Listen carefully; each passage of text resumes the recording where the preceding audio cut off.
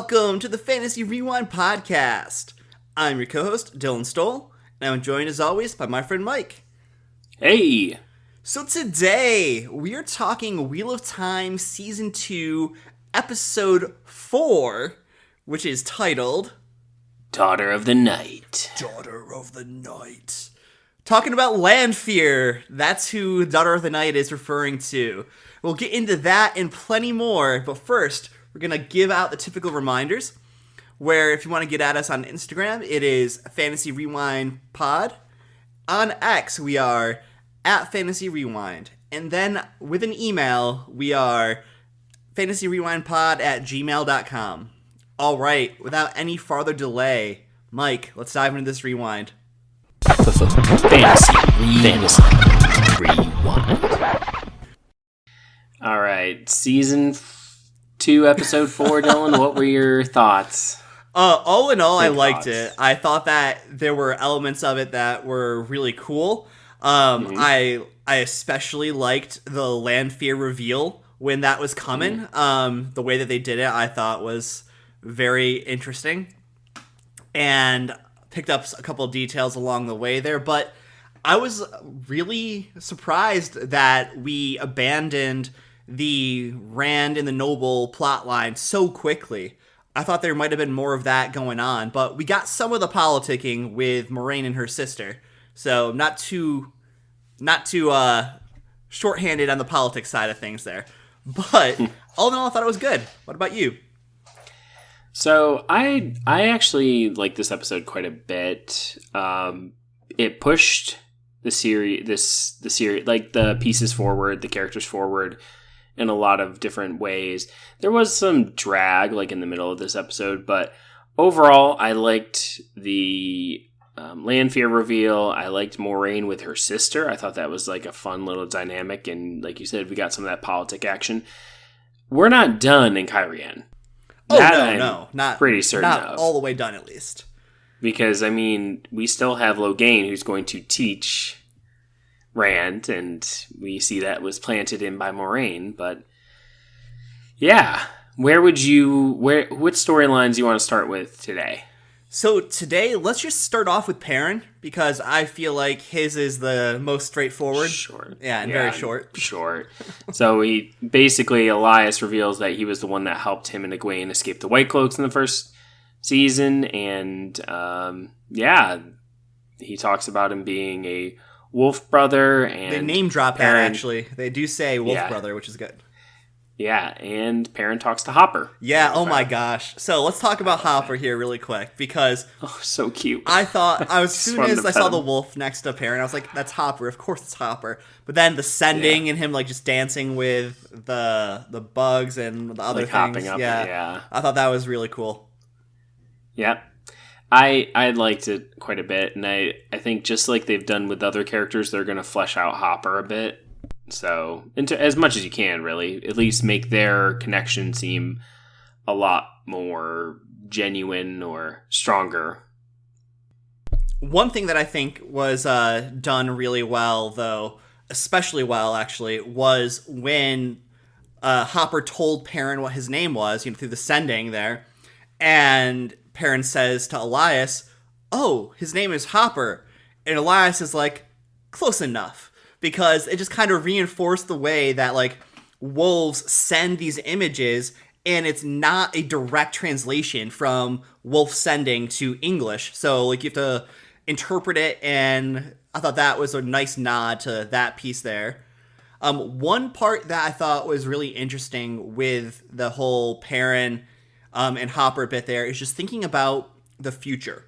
And I don't think they're going to be having actual talking wolves in this. And so it'll be interesting to see like how that bond is conveyed between Perrin and Hopper, other than just like them hanging out. Well, I think if I had to go off and make a guess here, I would say it's probably going to be Perrin speaking out loud what Hopper was communicating, or at least like his response to it. So like, lots of Hopper I don't think we staring should go down intently there. at Perrin, and then or like Perrin, looking over at him, and then like they pan like, the camera to Perrin, and he's like, "No, I already tied my, or I remember to wear underwear this morning, or, you know, something like that, where it's just Yeah. like you start getting the dialogue without having to hear from both sides. So I'm interested to see think that play out in interesting. the future. I do like the throwback as well that Elias helped Egwene and Perrin with the white cloaks. Nice way to connect it, yeah. Nice way to kind of tie that part up there. Was there anything else from Perrin that really was worth even talking about? No. So now we have, I mean, really only two. Well, I mean, we have the Matt and Min storyline. Let's just do I that think one should be the next, because that's really very short. short and sweet. We get them in a bar, and they're gambling, which is, you know, Matt's MO, and Min's kind of cleaning him up, so he hasn't gotten his luck yet. No, I think this was a good way to show that and like remind people of that. Yeah, Matt's kind of unlucky. And Min's talks to the innkeeper and is like, I want your attic room. Someone's coming to visit me with instructions. Just send them up. And we find out later, when she's sleeping, that it was Ishamael in a dream. And so what did you think of this entire like sequence, and what did you think of like basically Min agreeing to be a dark friend, basically? In a way, yes, without actually doing it. I don't know if she agreed or not. So that's the interesting thing. Like, she's like, tell me more, but she could be just as much like, I'm going to try to figure out what they want me to do so I can do the opposite. So I kind of interpreted this as, like I just hinted at, as Min agreeing to do Ishamael's bidding there, and kind of falling victim to the empty promises of the Forsaken and the Dark there. And that did not make me very happy with that. But what I did I'm enjoy... thinking she's stronger than that. I think she should be stronger than that. We'll see if Show Min is stronger or not. But one thing I thought that was really interesting was that Ishamael came to visit her in the world of dreams and kind of tortured her a little bit by making her see her past, I think, with her aunts, who were using her in her visions for like their own like sideshow profit, like circus freak type of fortune teller thing. Yeah. I thought that was really neat too, and kind of a nice allusion to also how terrifying and how abysmal it must be to live with this gift, or as he calls it, curse. Yeah. It was a good way, I think, to kind of give Min a little bit more background without having to do a lot of like her telling us stuff. It kind of was like Ishamael just showing us what she had to deal with in the past. But yeah, I didn't really like. I had a bit of a problem with with Min's approach to that if she does in fact do Ishamael's bidding. So I'm just like, I don't think that's going to happen. That's just my perspective on it. Because it's so I think not Min. that would be a complete and utter just destruction of her character. I mean, did she ever do... She would do things, but she would always do it for Rand. And yeah, not getting into too many spoilers there, but this wouldn't it be her first run-in with a Forsaken, with her book counterpart. You know, she had some conversations happen there. Yeah, that's true. That's true. But yeah, I thought it was interesting for going to Matt here, how he was just oblivious to everything going on and just was like, oh, you know, I'm here to have a good time and just drink and try to invite men to my bed and fail. Repeatedly. Yes. So there was that. That was probably my least favorite part of this episode, though, was that whole interaction there. Yeah, I'd agree. But it's also really short. It is very short. Now we have the other two storylines, Rand and Selene. Well, actually, we got three, really. We have Rand, Selene, Moraine we have in with Moraine. Yeah, we'll kind of do those two together, Moraine and Logain, and then we have the White Tower. And I think we should probably hit the White Tower and save the juicy bits for last. Sounds good. Oh, and we could Tower... talk about Lan as well if we really want to. Oh, yeah. I guess my we should second talk about favorite part. He'll be the transition between the two. But the White Tower, we get Elaine, Egwene, you know, being besties. Nynaeve is back. Egwene and Nynaeve are kind of having weird interaction. I think part of it is Nynaeve realizing that Egwene doesn't need her as much as she says that. Also, too, it's really Nynaeve sitting there with all those memories from her Right, she's still time in the shell-shocked. Arches. Yeah, very much shell-shocked. And she's close to Leandrin, actually. Like, and Leandrin shows that she's willing to be her BFF and tells Nynaeve about how Falma is being invaded and the Amerlin's not doing anything about it. And that the Seanchan just captured Perrin and Loial. And yeah, I thought this was a really nice way, this episode, because there was a scene with Leandrin and the Keeper. And it showed kind of the politicking with Aes Sedai in that sense, too. And I like that she then took it and she used this as a way to get Nynaeve to leave the tower. Mm-hmm. And just like in the books, she brings Egwene and Elaine. Well, Elaine wasn't brought. Elaine was like, "You're not leaving me behind. I'm coming with you. Try to stop me." And you hear she says, "Oh, you are a complication." Yes. So, just like in the books, Elaine was unplanned for, so. But a gift, in a sense, they thought. So, at the end of the episode, Nynaeve obviously wants to go and rescue Perrin, and she tells Egwene, and Egwene comes with her. Elaine follows them and is coming with, too. Leandrin apologizes before shoving him against the wall and knocking him unconscious with the power. Right. And I think that this shows right here, that Leandrin is showing her true colors finally, and that her true colors are, just like in the books, black. As in Black Aja, Dark Friend, evil character. So I think that if this does, in fact, represent a blending of multiple characters for Leandrin, that remains to be seen. But as far as this action here, this is straight out of the books. This is like almost exactly like what happened on there. And I think that people need to remember as well that Elaine isn't just like any other novice coming along. Elaine they haven't really hinted at this in the show, but is quite powerful in her own right. But she's also the daughter heir of Andor, so like this princess that could be leveraged to use politically. Yeah. Well, they really haven't mentioned how powerful Egwene is either. Right. They've really just focused on Nynaeve's power, but Egwene wasn't that far behind Nynaeve. Right. And she's Elaine was right there with him, too. Mm-hmm. So I thought that was, that's something to really say, because this is the event that leads to future events with the Blue Aja. This really was a catalyst for their downfall. And I think that just the absence of the Amyrlin is going to be used as like where were you when this happened? Like, why didn't you prevent this from happening?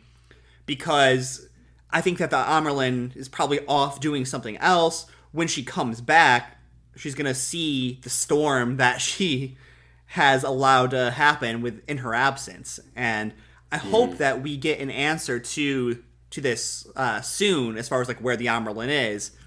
I'm wondering if it's going to be Cairhien. That'll be interesting. That will be interesting. I don't know. Well, that's all I really want to say about the tower scene. Yeah. Did you have anything to add? That's it for me there. Let's okay. Let's move on. Yeah, Lan. Okay, so we finally get we have Lan kind of doing soul searching with Lana and trying to decide whether to come back to the tower, be with Nynaeve, or go back to Moraine, or just ride off to the Blight and die. He's really got a plethora of options. And Alana was just there to make sure he wouldn't kill himself. And I'm glad they brought that up, because it was a nice way to say, like, when when their bond is ripped, it can lead to warders getting really upset, depressed.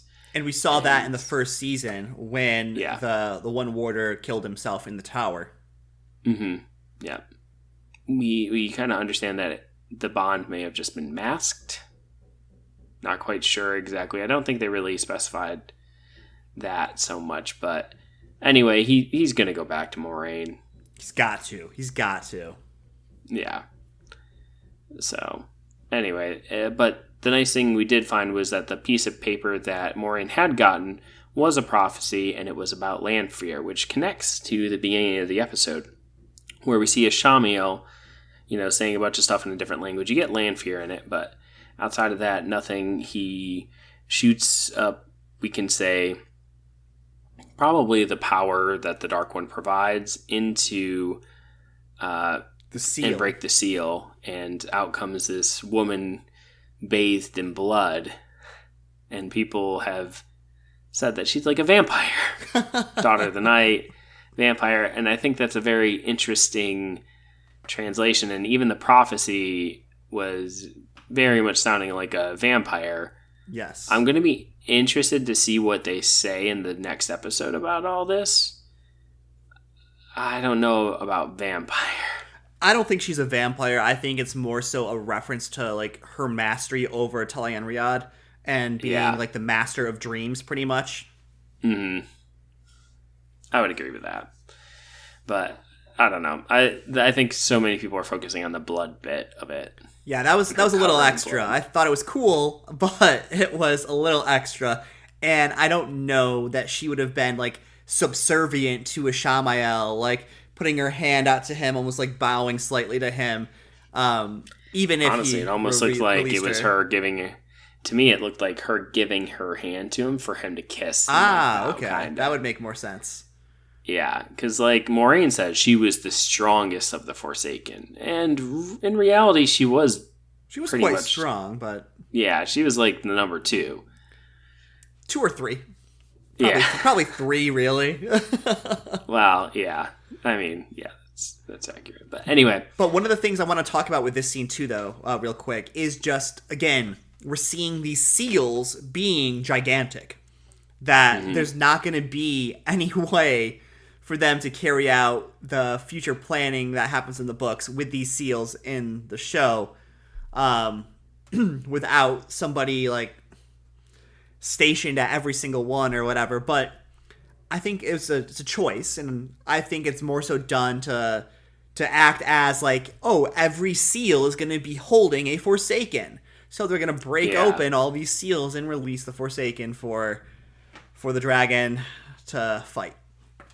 Yeah, and I mean, in a sense, that kind of I can kind of see why that would be appealing, especially to people. To like the showrunners and everything else, it gives the seals a very specific purpose instead of a very abstract kind of like just layers of the Dark One's prison. Right. Instead of being like locks on the Dark One's prison, it is instead being used, it seems like, to be the prisons themselves that hold his lieutenants. Yeah. And they could kind of do both though, too. Yeah. So, yeah, I think I'm fine with it, honestly, whatever. Because you don't know if he's cracked open other ones. True. Very true. So, anyway, let's get into this storyline a little bit more. Well, hold on. So, yeah, go ahead. Yeah. Go ahead. I just want to say, in this, we have Rand kind of trying to pick up the pieces of the burned inn. Hold on, Mike. So we didn't wrap up the whole land piece there, where Alana and her warders find the prophecy, and they were kind of like keeping an eye on him, and okay. Maybe you did say that. I don't know. So Rand is cleaning up the mess he made. And Celine's like, oh, this is adorable. I won't own you anymore, or something like that. Or I don't remember her line, but anyway, basically, she gets him to agree to leave the city and come with her out to her family's ancestral cabin in Kinslayer's Dagger. Which, when she's talking about it all, for those in the book, we know what she means. She is referring to the fact that she used to go up there with Lews Therin. None other than Lews Therin. Yep. And so we're getting a little bit more of her betrayal and all that. And I love it. I like this, like, she's saying all this, and it can mean one thing for people who just watch the show, but for book readers, it can also mean, like, so many more layers. And I think that's such a cool thing to do. Like, that's really fun. Like, that's the purpose of having dark friends. That's the purpose of having a Forsaken that nobody knows is Forsaken yet. Is that we're able to have these moments where we can sort of be like, ooh. Yeah, kind of like a if you know situation. Yeah. Anyway, they go up to the mountains and, they're making love, hanging out in the wilderness. They kind of are connecting over their shared love of being away from everything, which kind of connects with Lanfear and some of the choices she was trying to get the dragon to make in the books later on. But I don't know. We're going to see what happens with her a little bit more. But anyway, a Myrddraal shows up. Rand ends up killing it with the power. She's like, why didn't you tell me you had the power? And he's like, I was afraid of how you'd view me as a monster. And she's like, I would never view you as a monster. And then, they go back into the house after, I'm assuming she summoned the Myrddraal to get him to do it. Oh, of course. Of course she did. Yeah. And she ties him to the bed and, she's riding him and she's like, I want you to know I'm a monster too. I need you to know something about me. And before she can say anything, her throat is slit and she's stabbed through the heart. And we're like, oh, shit, she's dead. And Moraine's standing there with a knife. And Rand's about ready to kill Moiraine. Yeah. But she's like, it's Lanfear. She's not dead at all. And as they're running away, Lanfear's eyes do pop open and her wounds are healing. So I thought that was pretty neat.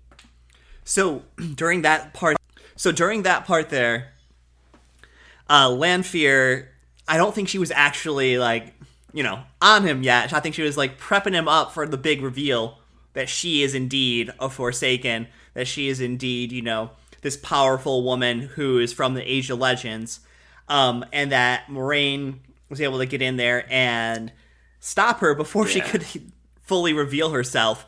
But I think that this is great for a couple different reasons.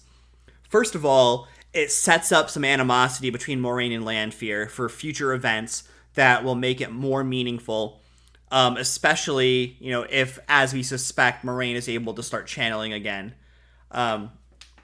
Absolutely, she should be able to.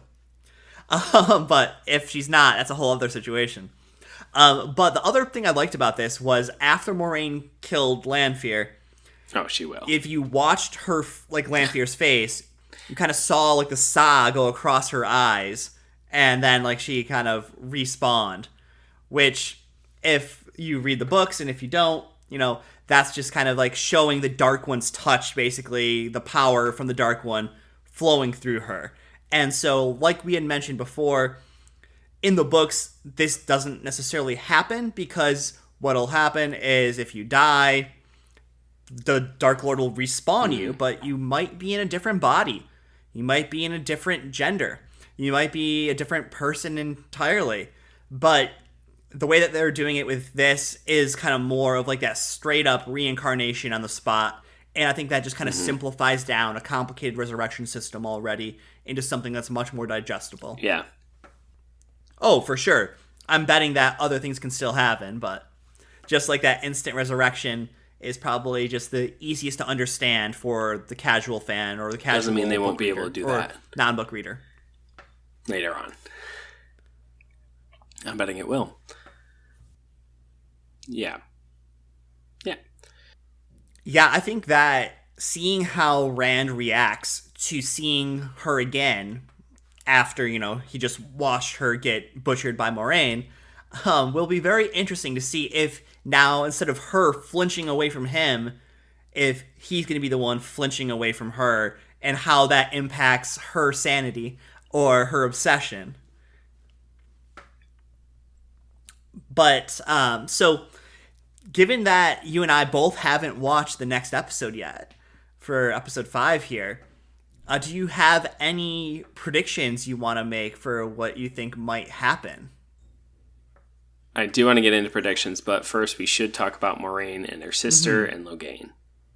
So I really liked Moiraine and her sister. One, it was fun to have her sister be the younger sister and significantly younger in the portrait. And then when she goes I thought that was a nice way to again show the agelessness without doing any kind of special thing. It really reinforced that. Also, it gave us a little bit about the Domadrids and the family that Moiraine came from.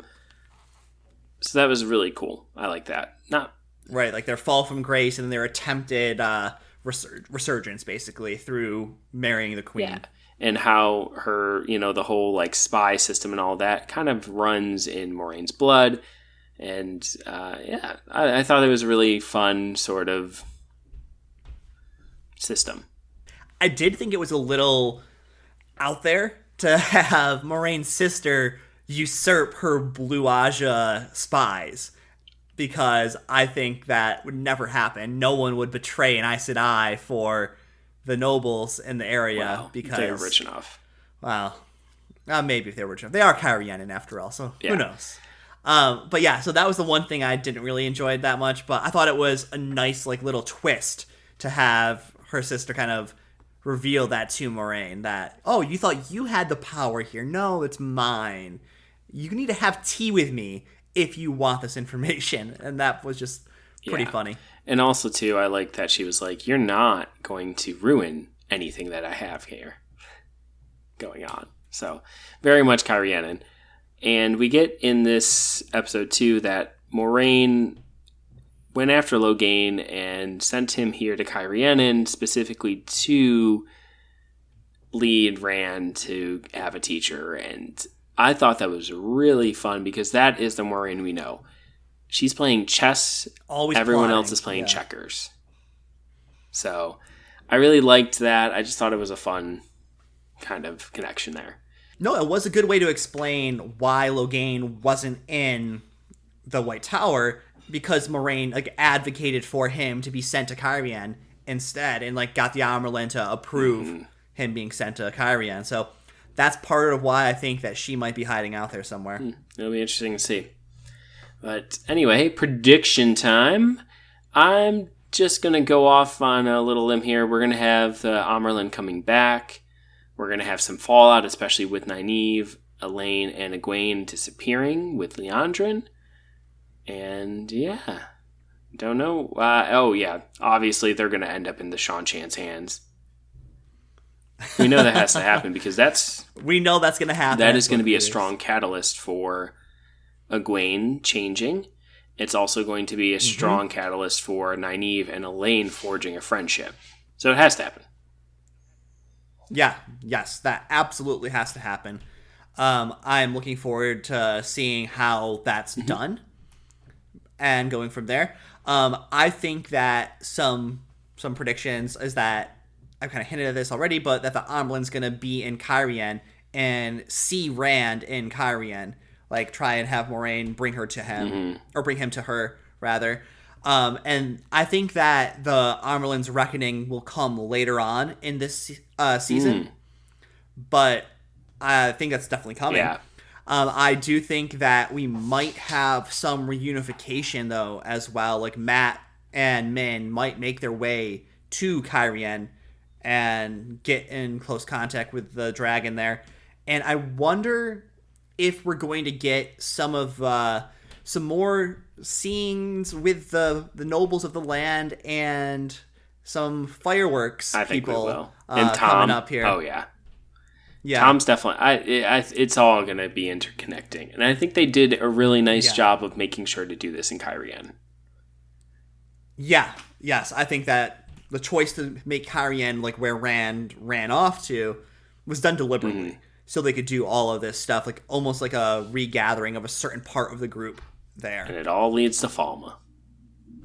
It all leads to Falma, where again the girls will 100% end up in this next episode, and I want to see Egwene kind of go through her Domani training and her reaction to all of that. So I thought about this as well, and I want to know your thoughts. I'm wondering if part of the reason that they made the Idam a pacifier was so that you wouldn't have the Domani with all like the supplicant, less than human language happening that is used in the books with them. How the Domani like refer to themselves, oh, Purra's a bad Domani, Purra needs to be punished, like all kinds of stuff like that. So that way, if they have their mouth gagged, there's no temptation to have them do that. Yeah, sort of and thing. also too because it'll to not be able to even talk, right? To have to hold Right. that in your mouth, less than human. it's doing all that without having to have the language piece to it. Yeah. Because they can't drop it, otherwise they start getting sick, right? So, in a way, it is. If they touch it, yeah, they start getting sick. it's like yeah. it really is almost like a pacifier in that sense. So, I think you know what, I don't love the look of it, but the idea of it makes sense. I think the idea is done better than the look. I think that if they went with something more of, I'm not sure if you've seen like Saw, the horror movie, where it's like the bear trap I'm almost good. on the person's head. If I'm good. Yeah. If they did something more along those lines where it was still like the outer like ring kind of holding their mouth shut. But either way, that's neither here nor there. You gonna watch Saw 10? Of course. Of course. But before I do that, I'm going to watch season 2, episode 5. Yeah, yeah, absolutely. All right. All right, but I think that's going to do it for us here with our discussion on season 2, episode 4.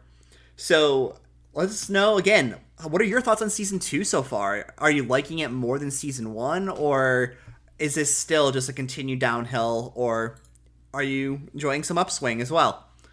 All right, but this is going to be Two Nerds signing off. See ya.